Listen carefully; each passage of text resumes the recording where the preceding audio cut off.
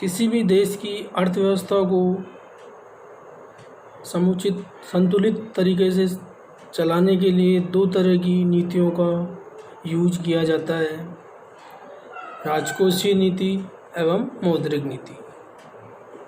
राजकोषीय नीति का संचालन, नियमन, नियंत्रण उस देश की सरकार द्वारा किया जाता है, जबकि मौद्रिक नीति का नियमन, नियंत्रण संबंधित देश के केंद्रीय बैंक द्वारा किया जाता है। भारत के संदर्भ में मौद्रिक नीति, चूँकि आरबीआई भारत का केंद्रीय बैंक है, अतः मौद्रिक नीति का नियमन, नियंत्रण केंद्रीय बैंक द्वारा होता है। मौद्रिक नीति से तात्पर्य केंद्रीय बैंक द्वारा अर्थव्यवस्था में मुद्रा की तरलता को मैनेज करने से, यानी उसकी मांग और पूर्ति में सामंजस्य बनाए रखने से है।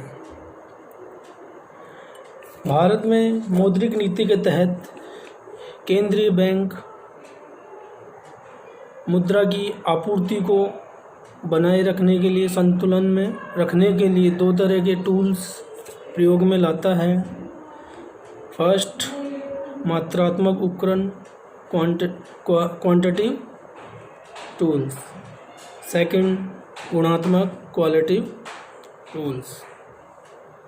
मात्रात्मक उपकरण को हम अप्रत्यक्ष उपाय भी कह सकते हैं, जबकि गुणात्मक उपायों को हम प्रत्यक्ष उपाय की श्रेणी में रखते हैं। पहले हम बात करते हैं मात्रात्मक टूल्स की। इसके अंतर्गत बैंक रेट है, एसएलआर है, सीआरआर है, रेपो रेट है, रिवर्स रेपो रेट आदि आते हैं। देन गुणात्मक उपकरण के अंतर्गत साख की राशनिंग है, प्रत्यक्ष कार्रवाई है, चयनात्मक साख नियंत्रण है, नैतिक दबाव आदि आते हैं। पहले हम बात करते हैं मात्रात्मक उपकरणों की, जिसके अंतर्गत सीआरआर, एसएलआर है। जब कभी आरबीआई को लगता है कि देश में या अर्थव्यवस्था में मुद्रास्फीति, इन्फ्लेशन की स्थिति है, अर्थात अर्थव्यवस्था में तरलता बढ़ गई है और आरबीआई को लगता है कि उसे कम करने की आवश्यकता है, तो आरबीआई द्वारा विभिन्न दरों की दर बढ़ा दी जाती है, ताकि वाणिज्यिक बैंकों के पास ऋण देने के लिए कम से कम तरलता बचे।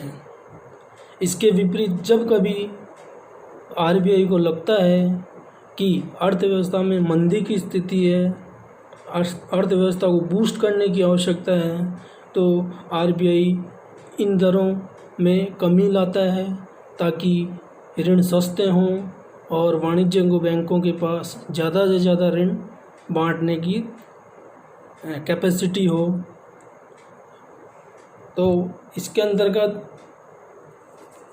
ज़्यादातर जो आरबीआई द्वारा हाल ही के वर्षों में जो यूज किया जाता है, जो टूल्स, वो है मोटे तौर पे रेपो रेट।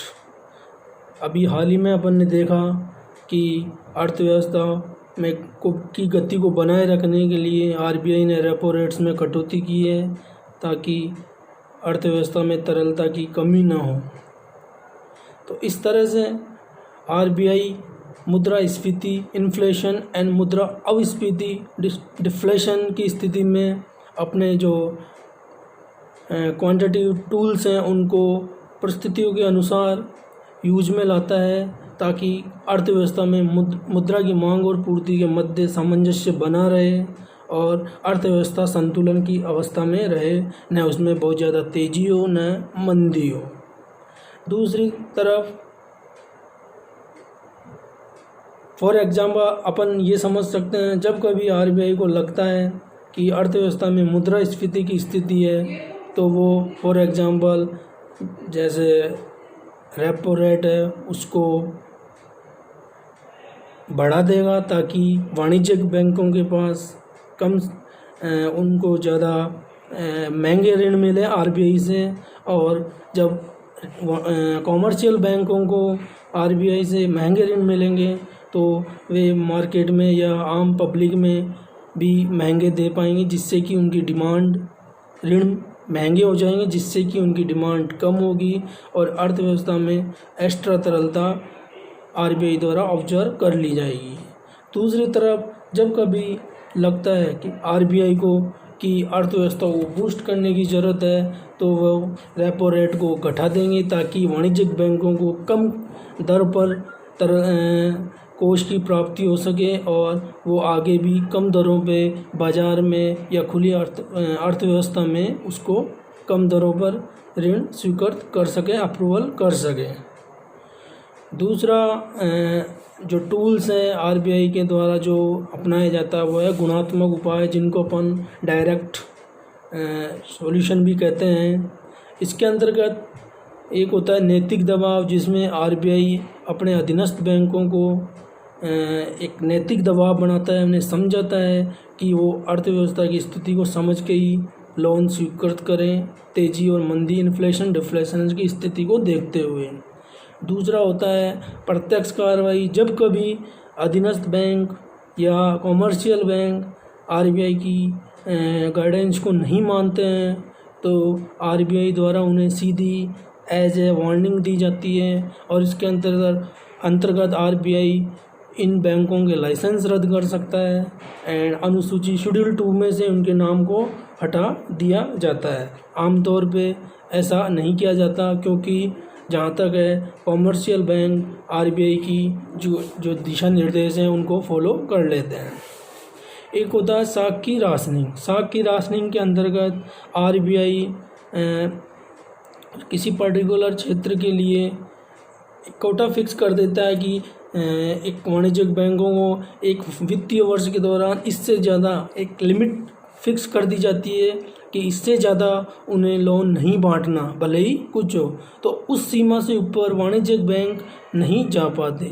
एक होता है सिलेक्टिव टूल्स होते हैं, चयनात्मक साख नियंत्रण के उपाय होते हैं। इसके अंतर्गत आरबीआई कुछ क्षेत्रों को जहाँ पर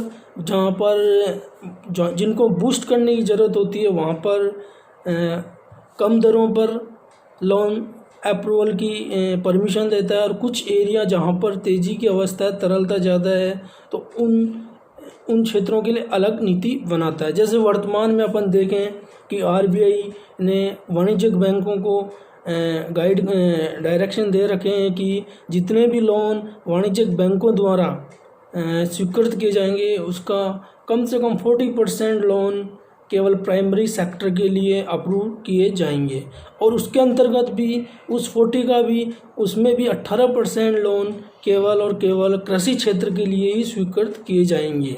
ये बाउंडेशन है वाणिज्यिक बैंकों की, कम से कम 40%। इस तरह से आरबीआई अपनी मौद्रिक नीति के तहत मुद्रा की आपूर्ति को कंट्रोल करता है और मुद्रास्फीति और मुद्रा अपस्फीति की स्थितियों के अनुसार मैनेज करता है और अर्थव्यवस्था में अपनी भूमिका को स्पष्ट करता है। Thank you.